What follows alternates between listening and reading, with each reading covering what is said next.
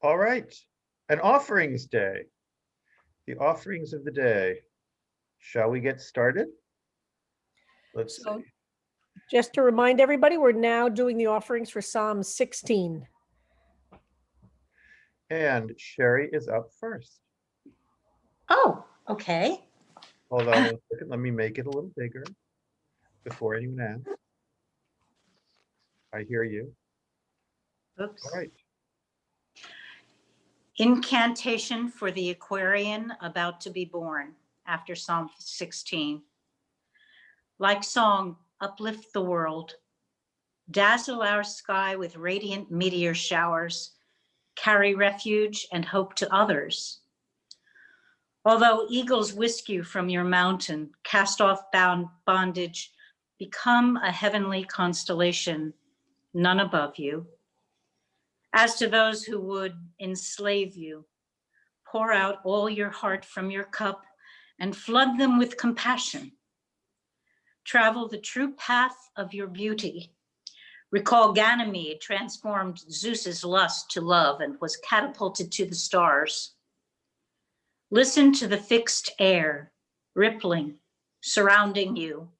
Breathe in guidance from the loving breezes. Become the fire that brings light and warmth.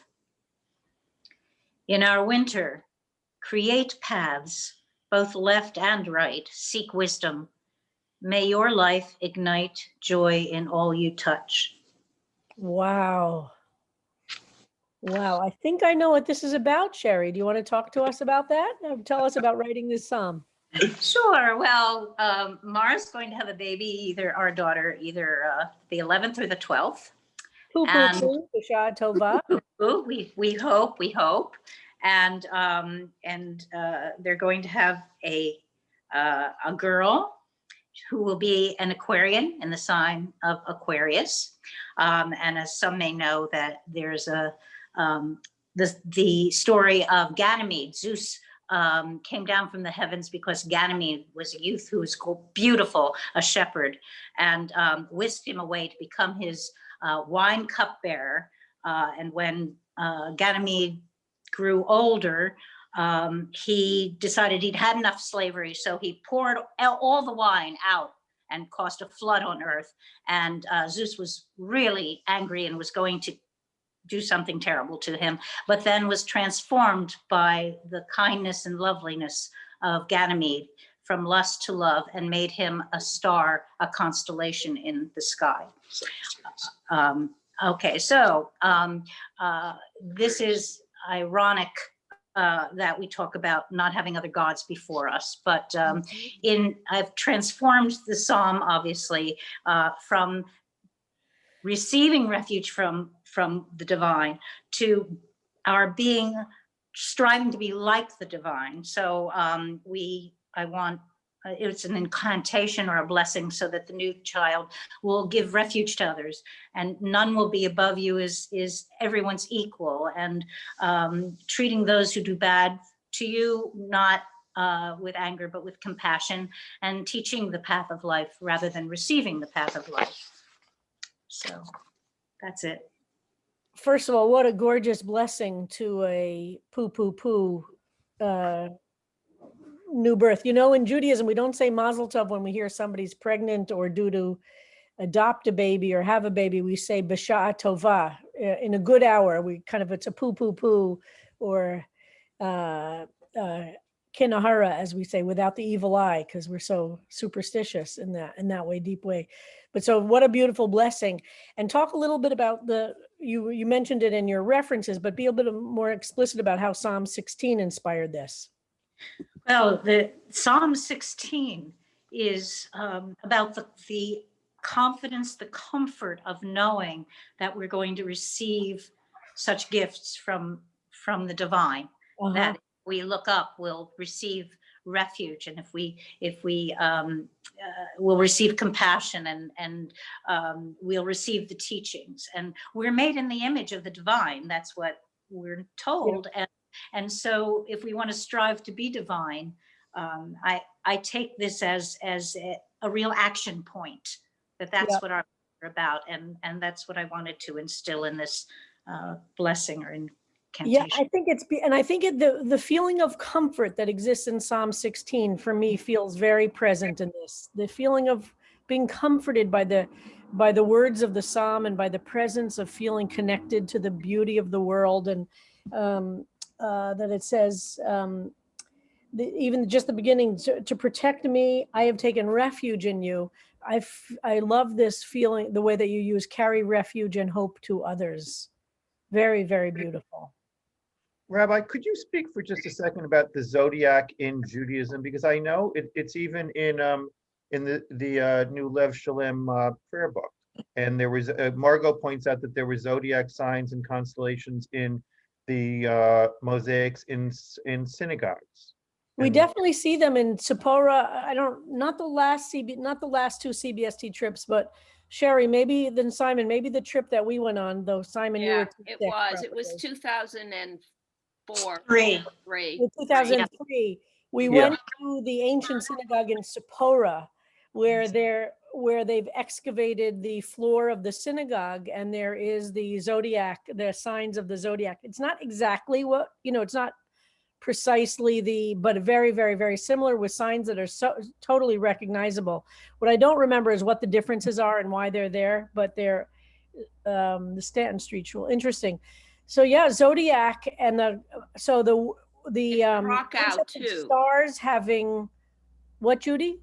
At Krakow, there was the synagogue there that all along the top there were Correct. You're zodiac right. things. Oh my God, Judy, your memory is so good. You got to keep me around, Rabbi. I know. Thank you. Yes, in Krakow, that's right. There was a cleaned up synagogue in Krakow where the ceiling had it. So it certainly was certain part.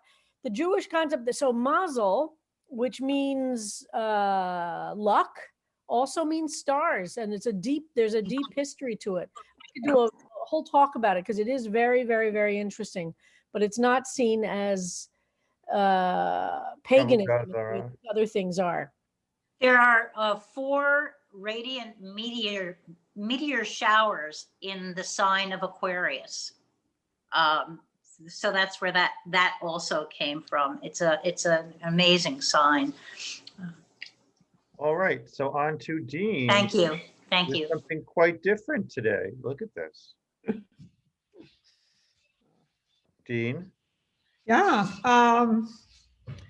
Well, I think there happens to be, as you notice, it's like, our ancestors, there are 18, so there's 9 matches that are, rising with our speaker.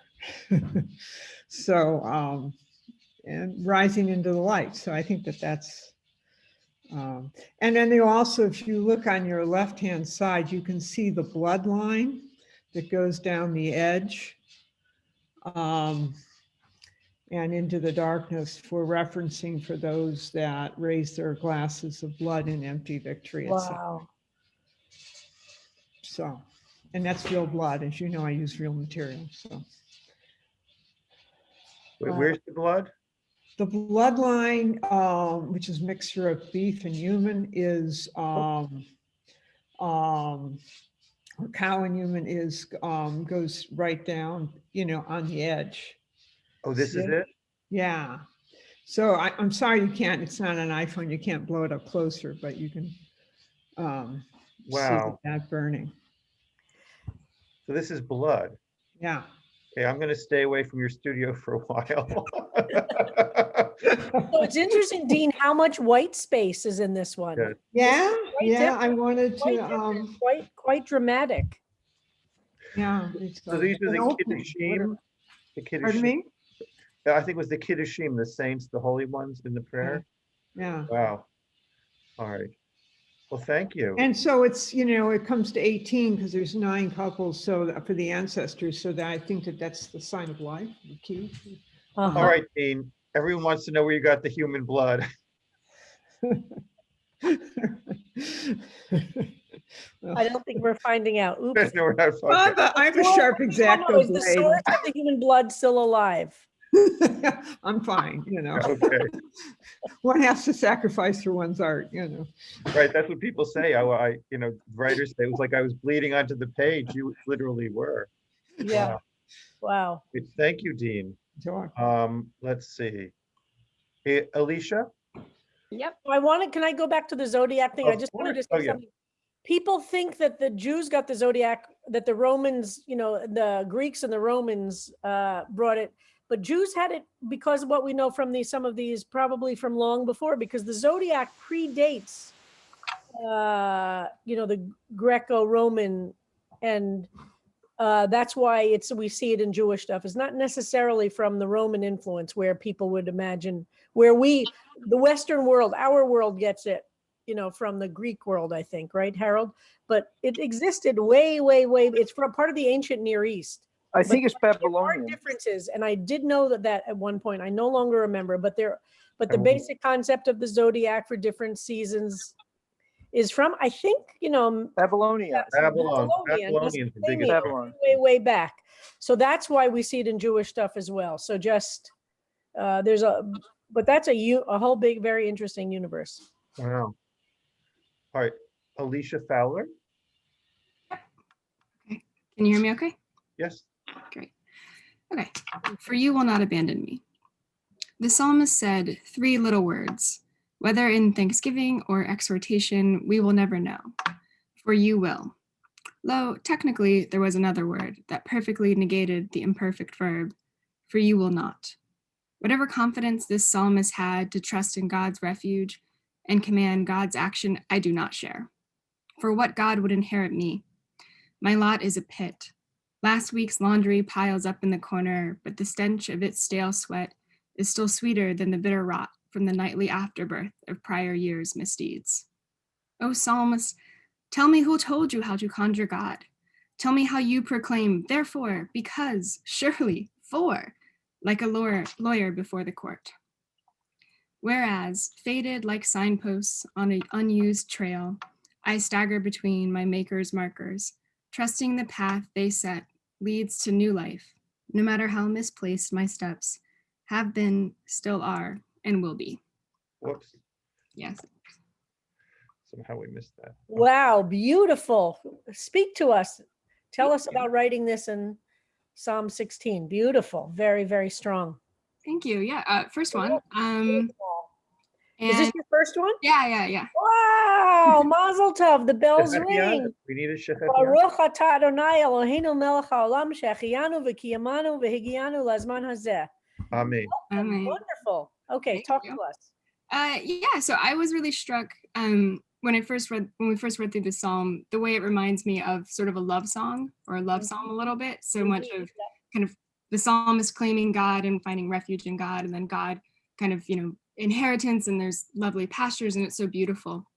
And that reminds me of, after heartbreak, if you hear love songs or love poems, the bitterness and the sadness and sort of the mistrust of those promises can be very, I think, acute. And so I started there, but then I wanted to move away from that specific kind of love spot and more of how this is a psalmist in relation to God. And there's, an infinite love, kind of an eternal love, and how that particular sense of feeling like what happens in love of I'm not worthy is so present. And it makes it really hard, I think, sometimes to enter into the Psalms. Especially I grew up Catholic, so the guilt is so like guilt ridden there. So it makes the Psalm, I think, Psalms can be very hard to enter at times. So I wanted to play with that and then use some of the language that I thought was in the visual metaphors of birth and of afterbirth and of blood and of paths, and suggest still, as any, I think, psalm should, that or ode, that it should end on a sense of hope, that there is a potential to be, life and love can be still present, that we are still worthy to God no matter what. Fantastic. And honestly, Catholicism, Judaism, they say, one focuses on guilt, the other on shame. I'm not sure. I think both are both, which is why I think Jews, I always felt if I wasn't a Jew, I would be a Catholic, but not just because of the guilt and shame thing. For many, I think Catholicism is very deep. And as a Jew, I respond very much to Catholic. ritual. But I think that your ability to capture in this psalm that arc, or even that, it's not even an arc, kind of the traveling that the psalmist goes through from the sense of, and with the beautiful language. I love this paragraph. For what, it's a little small for me, Harold, but I'll manage. Okay, no, making it Okay. bigger, zooming in. Which Oh, thank you. For what God would inherit me. That's just spectacular. That's Yeah. that sentence, that verse is, and you're right. The psalmist goes through that. My lot is a pit last week, and then to go into such a concrete image that we all share, right? What is my life? It's a bunch of piled dirty laundry I can't get to, and just fantastic, strong imagery of that sense. But then you move in this very beautiful way to the end of the psalm. I stagger between my maker's markers, trusting the path they set leads to new life. No matter how misplaced my steps have been, still are and will be. I mean, I think you've really used contemporary language, and it's so deeply felt. And this is what I say over and over and over again about the Psalms. There are things about them that are obstacles to getting inside, and that's our job, to crash through those obstacles. And many of the obstacles are just ancient religious language written 2,500 years ago. But the truth that underlies these Psalms is absolutely 1,000% contemporary. And our job is to not give up when there are the obstacles of the language and of the way it's presented, because it's speaking to an audience that's no longer with us. But underneath it, these Psalms are all speaking to us. And that's our job, is to keep pounding at them. And this is just beautiful, beautiful. Thank you so much. Thank you. Writing. Alicia, I know it's a little hard for us to keep track of who comes and goes when it's a Zoom class. Can you just for 1 second introduce yourself and how you found your way to the Psalms class here? Absolutely. Good idea. Thank you, Harold. Sure, very briefly. So I started going to CBST, I think in 2015 or 2016, and then I went off to Yale Divinity School. So I went off to seminary and graduated in May. And I went to the Psalms class in March, and then I was still in classes, so classes took over. And then in the fall, or around December, I realized that the Psalms class was still going on. And I missed little bunny that, the Energizer bunny. What is that? Yeah, it's like, it's still going. And I took 3 semesters of biblical Hebrew, so getting back into the Hebrew has been a real delight. And where do you live, Alicia? In the East Village. Great. So a New Yorker. A friend of mine just finished at Yale Divinity School, also a part-time student, though. Oh. Did you know Faith Gay? No, but I do know people who know Faith. I mean, she was also working full-time and doing it. So, but yeah, she was a little bit before me, but people loved her. Yeah, she's a good friend. Yep, the Divinity School up the hill. Yeah. All right, well, thank you. Harold, as you might know, Harold is a Yalie, so I do know. You do know, yes. So thank you, Alicia, and welcome. Well, wonderful to have you, Alicia, and Yes. bring your biblical Hebrew to class. I will, thank you. I believe that Cole is next.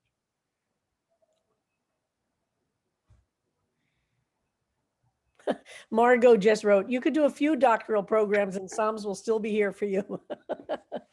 Oh my goodness, Cole Goodstein, are you here and unmuted? Cole? But no, because I'm muted. All there right. you are. Okay. We have found Cole. I have found my mute button, and now I found my poem.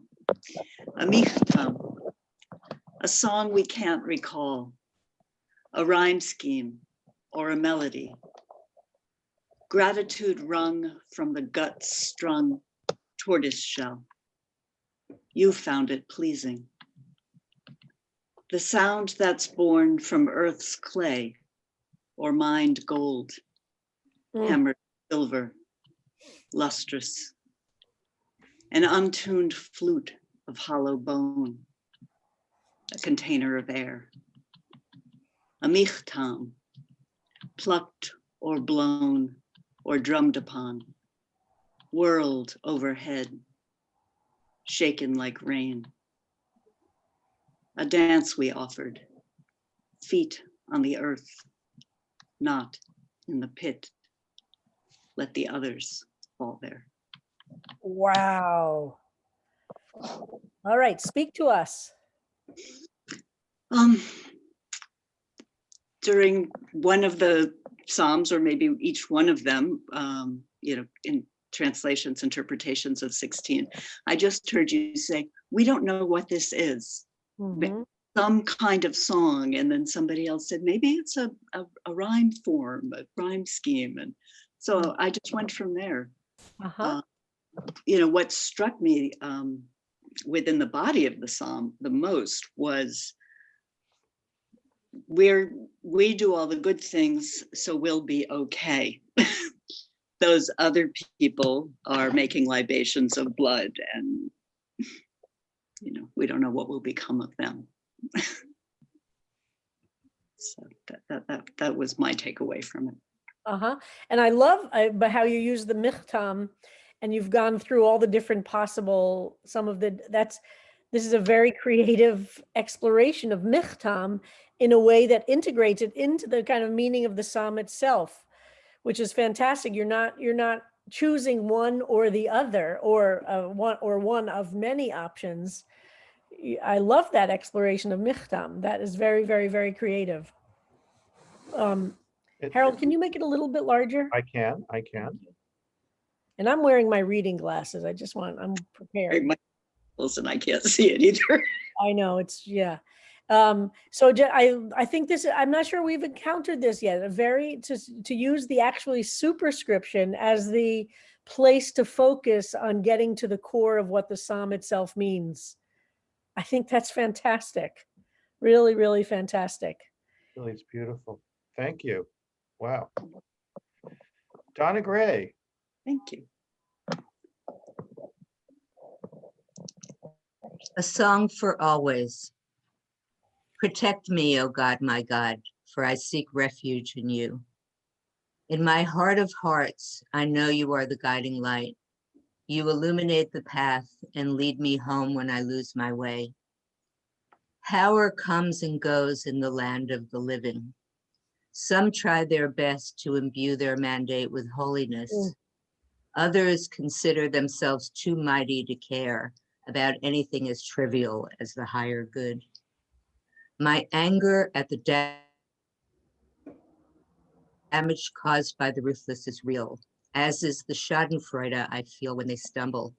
A part of me wants them to squirm in discomfort as they are brought to justice. Yet that desolate landscape is not where you reside and not where I want to stay. So I pray for their souls and for the lost souls who believed in the promise of their lies. Oh God, my fate is in your hands. You have allotted me the share and portion of what is mine in this life, and I am grateful. So much good has come to me. So many are the blessings that life has bestowed upon me. Thank you for guiding me with your truth, for giving me a conscience that lets me know at night when I have strayed during the day. My intention is to stop myself before yet again walking down the wrong street. But sometimes I don't see where I'm going until I get there. May I forgive myself and have the humility to keep trying, no matter how many times I may miss the mark. I know that the presence of God is always with me. I just have to be present enough to tune into that channel. When it comes in loud and clear, I shall never be shaken. Adjusting my antenna to smooth out the static and tune into joy, I exult and break into a happy dance. My heart is full. My body rests secure in the safety of your embrace. For I know that you will not abandon me to the demons that want to lure me away with their enticing tricks.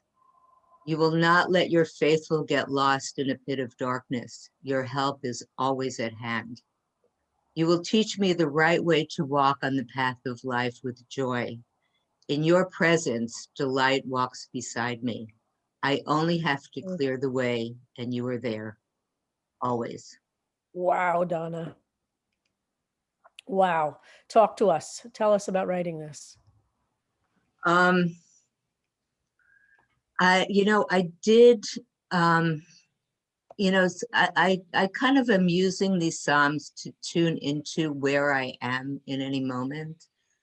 And this time I just went from line to line and saw where it was moving through me. And, you know, for me, I know that, you know, whether I feel connected to God or not has to do with me.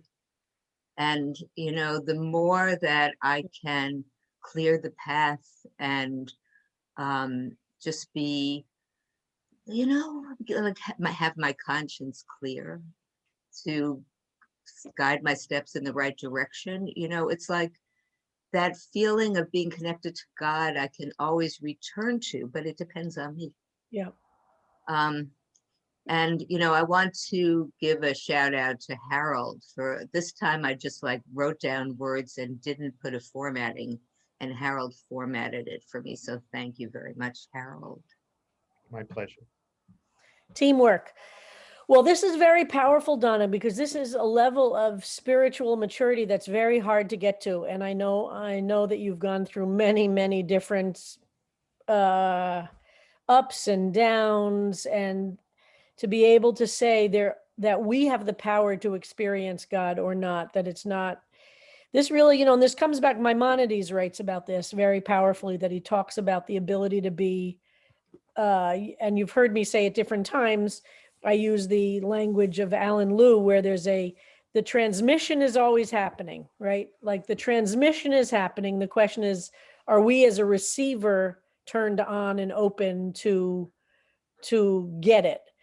And that's a very different image than the image which a lot of people feel, which is, I don't know, prove it to me. And this place of getting to a place which for me, the Psalms keeps me grounded in this, which is understanding I have to be the seeker, and then I will be able to receive. It's not the other way around, which is very hard, especially if you're depressed or full of despair. We all know if you're depressed, it's very hard to get out of bed. And this requires a certain action on our part. But you start in this very beautiful, you know, and this is what I encourage everybody who's also, if anybody has a block to the idea of writing something, this is exactly what to do. If you feel like you're not creative, or you feel like you don't know what to say, just go line by line in the Psalm. Donna shows this beautifully.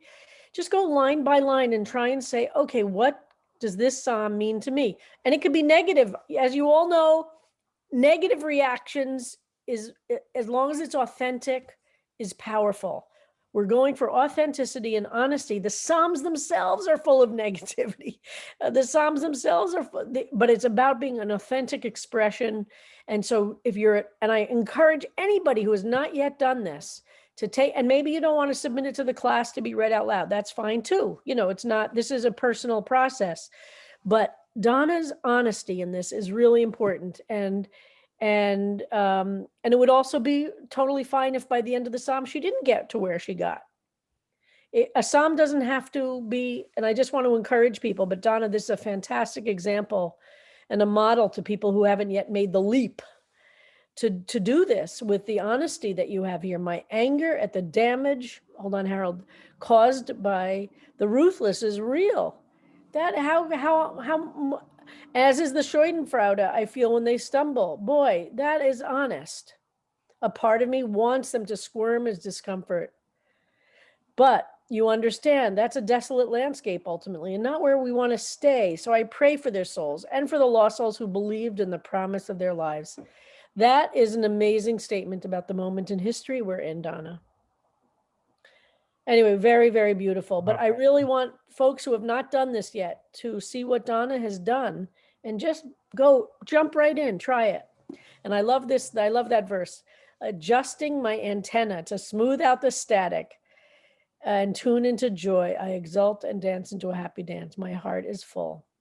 My body rests in the secure in the safety of your embrace. I only have to clear the way, and you are there. Very beautiful. Thank you, Donna. Thank you. Barbara Grindell. Shekinah, I feel your presence. You are sustenance. You radiate sunshine. I breathe.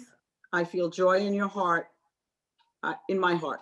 I feel gratitude to you for helping me lift myself out of the grips of grief, for guiding my soul through the darkness and showing me my path of light, my path of life, my path of love. I feel more centered, grounded in your presence. I will not be shaken. I feel blessed by you, you, the one and only, now, always, forever. Beautiful, Barbara. And look, Barbara, before a couple of Psalms ago, you hadn't written, right? This was, Correct. yeah. 27 was my first. So I've only written maybe 5 or 6. Every time we've had a Psalm, though, I have written. I haven't stopped. It's like I'm afraid to stop, you know. The faucet has opened. Beautiful. Yes. Well, this is a combination of Mitchell and Bernstein, and probably reading those 10, the group of 10 that I read in Jeffrey's memory. Explain that, Barbara. You wrote that to me. Just explain that to folks, because I don't know if you told everybody. Oh, no, I didn't. Yeah, well, I started by doing the regular ones, and then, 1 to 25, I went to 27 because I knew it. I had written about it, and that was special to me.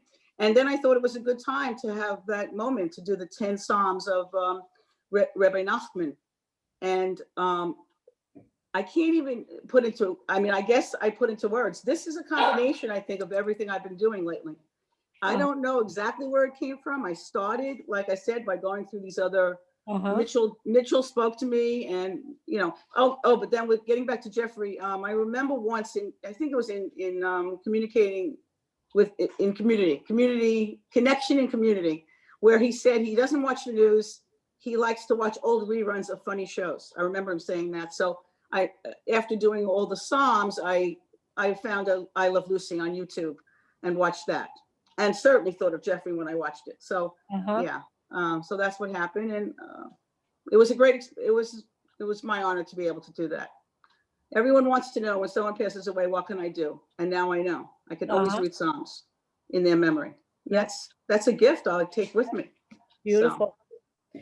And as far as this, the Psalms always talk about, I remember Mitchell mentioned air and sunshine, and I looked at it and I thought, well, that's sustenance. So that word came from that.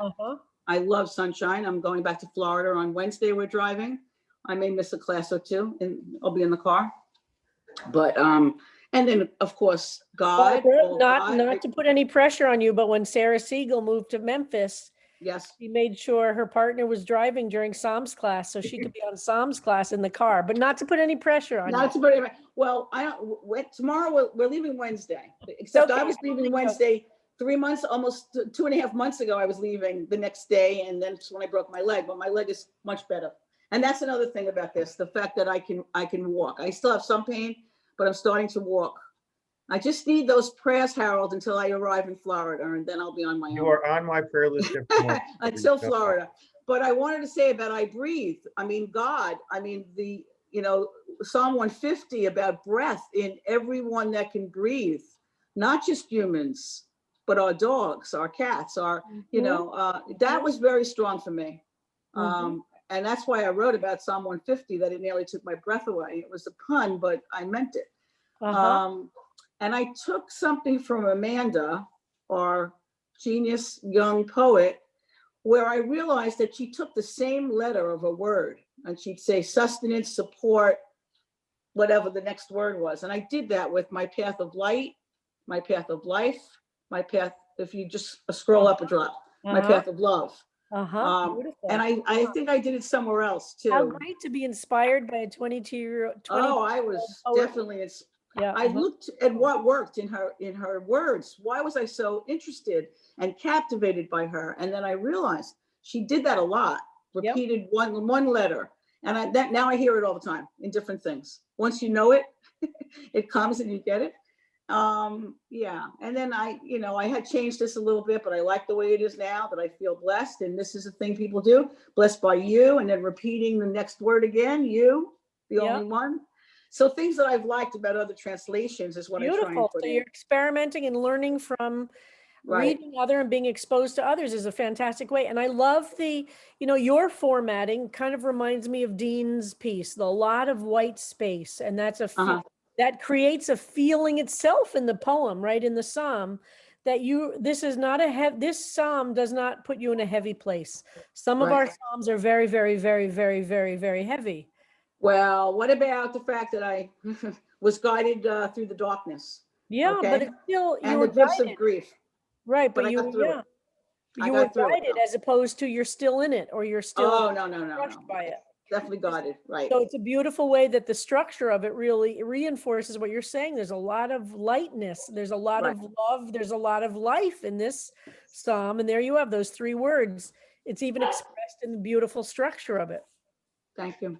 I Yeah. also noticed, like Bernstein, you have minimal capitalization and no punctuation. No punctuation. I feel so free that she did that now I can do it. I have to Great. say, there's nothing in there. I didn't put a question mark in. I didn't put a Uh-huh. comma in. I don't have to worry about those rules. Yeah. There's nothing there. Is that hard for you as a math person? A little bit, yes. Yeah. No, I get it. Yeah. It's a little bit letting go of. But it's freeing. Yeah, it's Uh-huh. really, I love that I can do that. So Fantastic. thank you so much. This is a big part of what writing is about and just like any artist who's you go, I mean, I'm not an artist, but I like art, that by drawing, by trying to imitate somebody you love, either as a writer or an artist, helps you develop your own vocabulary. And it's, and great writers, great artists are always quoting others. That's not a bad thing, right? It's the way we shape our own voice, our own expression, and beautiful. Thank you so much. And you're leaving tomorrow, did you say? I'm sorry. No, Wednesday. We're leaving Wednesday. I'll be Okay. here tomorrow and I'll try and get you in the car on Wednesday. I may have my camera off. I mean, Sarah Siegel will keep track. and Thursday as well, right? And by Monday, I'll be back in Florida, so. Now we we'll have- move on to Kohenet Dr. Judith Hollander. Okay, thank you. My people, I embrace you. I recognize you by your chants and symbols and hats. I found you, and now I am complete. We are like Gavriel, sitting at the right side of God. We shout the truth, our truth, the true truth. Others parade across the landscape, hogging the newspapers and social media, lying about us. But they are the liars. They know nothing. With our dance, with our words, and if not with violence, we bring light to the world. Sincerely, the Proud Boys. Brilliant, Judy. This is just brilliant. Talk to us. Well, I struggle Yep. with a lot of things, but really not so much. But I struggle fiercely with the sense that that my group is right and they are wrong. Yep. And this fact that they think they're right and they think we are wrong. And I have these conversations with myself and with other people. And I think I have a strange brain also, because when I sat down, I did this psalm and then I just started writing. And the first thing that came out of my hand was by the Proud Boys, Uh-huh. just as I started, and I couldn't let go of it. And so this is that struggle. And there's a little irony in there, of course, with the last paragraph with violence. And so it's a representation. This theme has shown itself in other things that I have written in this psalm thing. Well, Judy, I actually deeply appreciate it's always really important to, whenever we feel smug, right, to remember to think about this and to challenge ourselves and not to let the smugness create this overall sense. And what you're doing here is brilliant, because you're challenging everybody in our smugness, and to remind us that the other side can say the exact same things that we might say. And that's the first step along the journey to really understand where truth lies, is to be able to try and understand other people from a really different perspective. And I love this, love this, because it really pushes us. And I think anything that pushes us, anything that makes us, a little bit uncomfortable, and therefore we're forced to try and think more deeply, to think more carefully, to be more open to ideas that might not, fit in so cleanly, is fantastic. Thank you. So Judy, I love it. And I think there's a way to challenge it, but I think that we can't challenge it if we don't get inside of it a little bit. Lori Krotman. Judy. And Judy, you better come on whatever the next trip to Israel is. I will. I have my vaccines. I'm ready. Suitcases packed. Yeah, I think I'm not going to get a vaccine till, So you grow up, you get older. June. Now, I Mark- really think the vaccines are going to open up in like 2 Yeah. or 3 weeks. I really think people are going to start to see big differences. Okay, Lori Krotman. Here we go. What's all this talk about refuge, protection, shelter?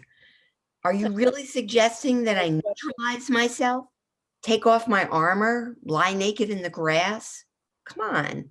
You know what will happen if I do that? Zap, kerplunk, bam. I won't exist anymore. I'll recede into the shadows, lose my sparkle, forget how to strut. Who would do that? What would I look like? Wispy, pale, vulnerable, weak, yuck. Sounds like death. But oh, maybe that's the point. Death of myself that drives me to despair. Even though I think that is my refuge, my protection, my shelter. Mm.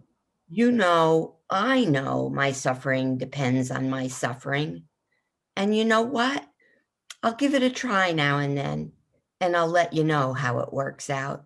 I love this, Lori. I love that you're challenging this question about what does it mean to take off our armor? Wow. So talk to us a little bit about writing this in Psalm 16 for you. Well, when I read it a long time ago, and it really annoyed me. And then the more positively people talked about it, the more it annoyed me. And I couldn't get out of it. So I wasn't even going to write anything because I didn't want to make everybody who loved it feel bad, but that's kind of stupid.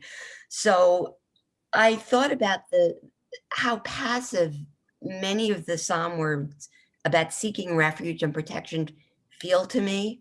And I think that I can't be passive if I want peace. And I know it's an internal job. I often say this in my Psalms, and that suffering feeds on itself. And the more that I suffer, the more I could get into it. So I just have to let it go. And I think I say that many times during the course of all my Psalms. And, at the end, before I submitted it, I went back, and all the times that I said you, because I have this, denial of a greater God, and I capitalized it because a little teeny piece of me at the end of writing this said, well, I know that there's a power bigger than me. Mm-hmm. And it's you, whatever you call it, it's you. It's not me. It's you. So that was my final edit. And Wow. That's so moving to hear about that as the final edit. I will say over and over and over again, however you react to a psalm is welcome. And this is a great example. Sometimes the negative reaction or feeling, you just have to trust. Go to the place where you have a strong reaction and write that, or draw it, or dance it, or sing it. Trust that. This class is not about trying to flatten anybody or the Psalms, and will survive whatever your anger or dislike of them. God, from my perspective, the God I believe in will survive whatever anger or distrust or hatred you have. We're not talking about a regular, so don't worry about that. And none of us will be insulted if one of us feels differently about a psalm or a language than another. So I want to just encourage you, Lori, because I'll tell you, authenticity, the place in which you have a strong reaction, that I believe is where God is found, right? That's the core of your soul, and that's beautiful. So I think challenging this, we all feel this. We're scared of feeling protected because, oh my God, we have to have our shoulders up by our ears. And asking this question, that suffering depends on suffering, and what can suffering teach us, as opposed to, are we only victims of our suffering? As opposed to saying, wow, what can I learn from this suffering? And look where you go with that. Really, really profound and powerful. And I hope everybody in our Psalms gathering takes from this encouragement to go wherever the feeling, if you feel oomph of any kind, go there, explore it. We have another first-time author, Rabbi, Oh, wow, fantastic. Marilyn Michon. Marilyn? Marilyn, this is your first one? Yes, and I didn't Baruch format, atah I Adonai didn't. Eloheinu melech haolam shechianu v'kiyamanu V'kiyamanu v'higyanu lazman hazeh. Wonderful, Marilyn. And I obviously didn't format anything here. Well, okay, It's here we go. formatted. It's a format. This is a Okay, format. I'll read it and then I'll talk. That's good. You are always with me. Oh God, my doubts come when I am alone. I look for signs that you will not drop me on my head after bringing me through so much loss. When I look around, I see so much that you have put in my life. I am learning to see you everywhere and inside me. Mm. Even at night, when I feel the threats of forever being lost, Mm. I know you are there in the shadows, willing me to rest. Beautiful, Marilyn. Now speak to us. Tell us about writing it. And this is your first one. It's the first one, and I only really joined fully the Psalms class when you told us you were going to break us into little groups. And in that little group that I was meeting with Sally and Lynn and a couple of other people, I wrote this right there, right in the group. I didn't change a word. I read it later. I didn't want to really be vulnerable. I didn't really want to expose my sadness and loss. I've been living alone for almost a year now, and I'm having a good time with it and a hard time with it. Mm-hmm. And that's what you hear here. And this reference to dropping me on my head, that's from a 12-step. It's sort of a 12-step thing. God didn't bring me this far to drop me on my head. So meaning beautiful. I'll be okay. God's with me. God's here. And I'm okay. So that's my conflict is I'm okay. I'm happy. I'm enjoying every day. On the other hand, I'm lonely. There's loss. There's grief. Yep. And you've described in these very simple, very clear sentences the human existence, right? And Right. it's always multiple truths. It's always carrying.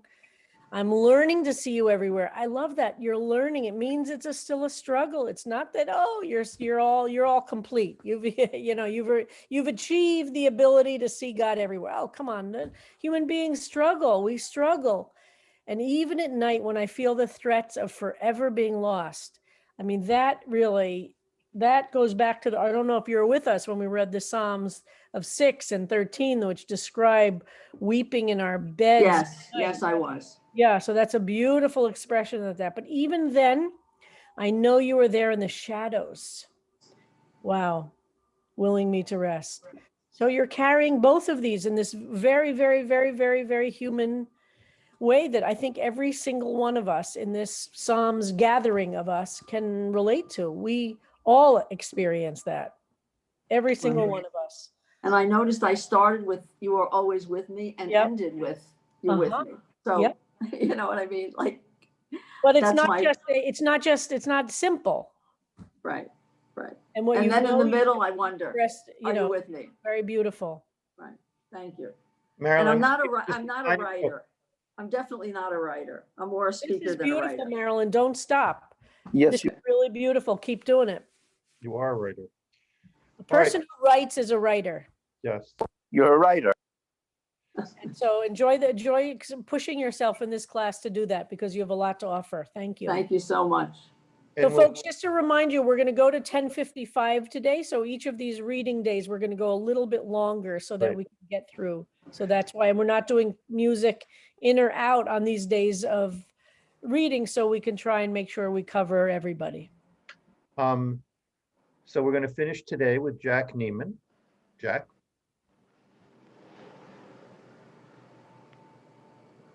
So I just want to say that I am a Jew by choice. So with that in mind, I wrote this. Tenaciously I shelter in Hamakom, my sentry, my rock, forever surrounded by enlightened spirits, eschewing that distant darkness of idols, acclaiming Hamakom as my fortune. As grateful beneficiary, no longer a stranger, my broadened, luminous and blessed days embrace all Hamakom's gifts and the peaceful nights they afford. My focus firmly rooted forever on Hamakom's revealed and joyous path, I am fearless, embracing life hand in hand, my boundless elation endure eternally. Wow. Beautiful, Jack. Speak to us. Well, as there's always that word ger in Hebrew, the stranger and welcoming the stranger. And I remember the days when I was first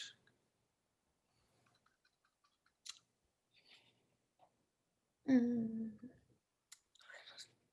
don't know why this happens. It's so welcoming and so Take your time, Jack. I always say I'm not going to do this, and I say like, don't go there.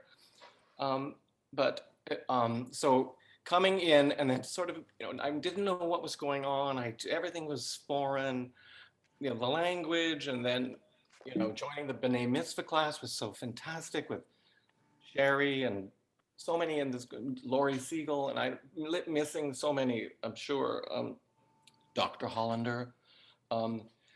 That was also, everything was new and but everybody was so, I thought everybody was so smart and so knew everything, and I knew nothing. And then you realize everyone is on that journey. Yep. Exactly. And then you feel, when, and then everybody has their offering, and it's like, oh, wow, that was fantastic. And the listening to everyone as everyone's point of view as they absorb. I mean, it's just enlightening. Every class is like, wow. And so, Linda Solomon said she had trouble writing for 16. So did I. But now, when I go back, I think, yeah, I think I can do something.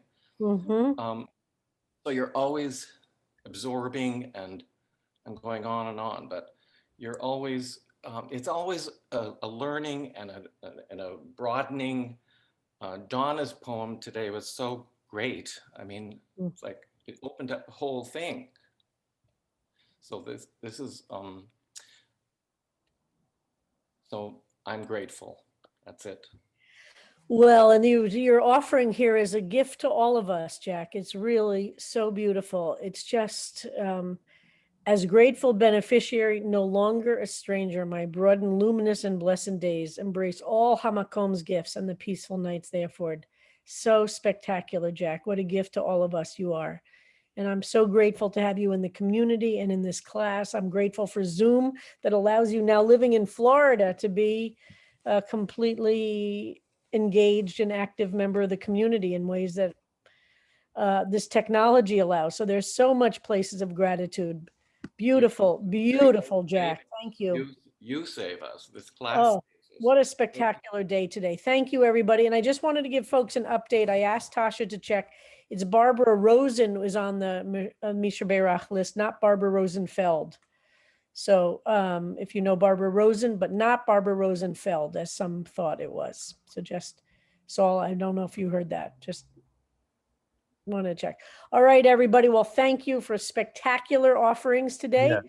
And I'm looking forward to the offerings for tomorrow. Harold, do you have any housekeeping? Yes, I just had a little bit of housekeeping.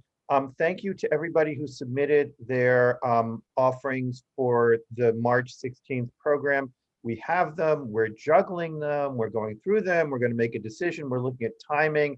And for those of you who have musical, multimedia, or graphic offerings, I'm going to be taking care of those this week, and I'll be back to you. I have not forgotten you. We were working on some timing issues. So thank you, everybody. And Rabbi, I believe somewhere in your Twitter or your Facebook or someplace, you said that if anyone had problems getting a vaccination, who's Yes. in one of the groups now, could you talk about that for just 1 minute? So I'm trying to find out if there are people who are eligible, and we really can't help with every area, but we're trying to pair up people who are eligible but can't get an appointment for a vaccination to let us know. And some of it is just, some folks are having problems with the technology part of it. Some folks just need kind of a buddy to help work it through. We don't have any secret access, but we're eager to help people. And some people have more knowledge and things like that. So write to info@cbst.org if you're having any trouble. If you're eligible, we're getting people who aren't eligible but think they should get it earlier. We can't, that's, folks, that's not possible. So February 15th, New York City is opening up to below 65, but with underlying conditions. But right now, New York City is, and I think New York State is the same. I'm not sure about that. Is over 60, anybody over 65, and some categories of people under 65 if you're in certain categories. Over 65, it'll be restaurant workers. It will be people with Yeah. conditions. February 15th, it's going to be widely opened. And I think we're going to see a real influx of vaccines in the next couple of weeks as Biden gets the system actually really working. Well, there were 2.2 million vaccines offered on Saturday and 2.1 on Sunday. So we've had these 2 million days. So I see Alicia Fowler. Can you just unmute yourself for a minute and tell us a little about this offer that you're making? Do you have some special skills here? I don't have anything special in the same way that Rabbi Kleinbaum just said, but I've helped a lot of family members get vaccinated in Florida, Michigan, and New York. So Alicia, can you write me at the info@cbst.org? Because what we're kind of doing is pairing up buddies so that people can feel like there's somebody helping them work through the system. Yep. And unfortunately, it's really been hard for some of our older folks, like many of us on this call, who are really not comfortable with some of the systems that exist. And it's ridiculously complicated. It is nuts. You know, I spoke to a friend of mine in Israel, you know, and a friend of mine in Britain. And guess what happens? You get called and told your appointment is March 17th at 10 a.m. You're 16 years old, your appointment is July 1st, 10 a.m. But you have a date, you have a time, and you're told where to show up. Guess what? That's socialized medicine. And let me just also say that I see a familiar face who showed up, who slipped in quietly in the back, Jeremy Lawrence. Jeremy, it is so nice to have you back with us. Yay! We missed you, Jeremy. The time you were gone, and we are very happy to see you back here. Thank And you. I also want to say one other, hi, Jeremy, wonderful to see you. That our Tom's class member, Dr. Regina Linder, along with Dr. Nate Goldstein for the CBST Next Members Town Hall, is going to discuss the vaccines. What does it mean to be vaccinated? Answer some questions. But that will be February 22nd. Is that right, Regina? Is that the right date? So the information will go out. And again, that's a members only town hall. Those two will have a whole presentation. And honestly, by then there might be new information, as Regina keeps telling me. It's we're learning a lot, and it's also by February, but that'll be a very interesting discussion of the vaccines, the vaccinations, and all that.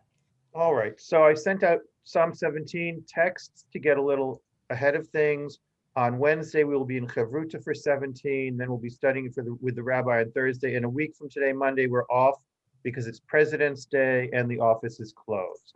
And I will be sending out chat. It may take a little while because I have a limit on how many things I can send out on my system, and I have some other things going out too, but I will save it and everybody will get to see the chat. All right? All right, thank you all. All right, Such thank you all. great learning today. All All right. right, see everybody tomorrow. Okay, Bye-bye. bye-bye. Thank you. We're going to have to close the room now, folks. Okay, thank you. And everybody.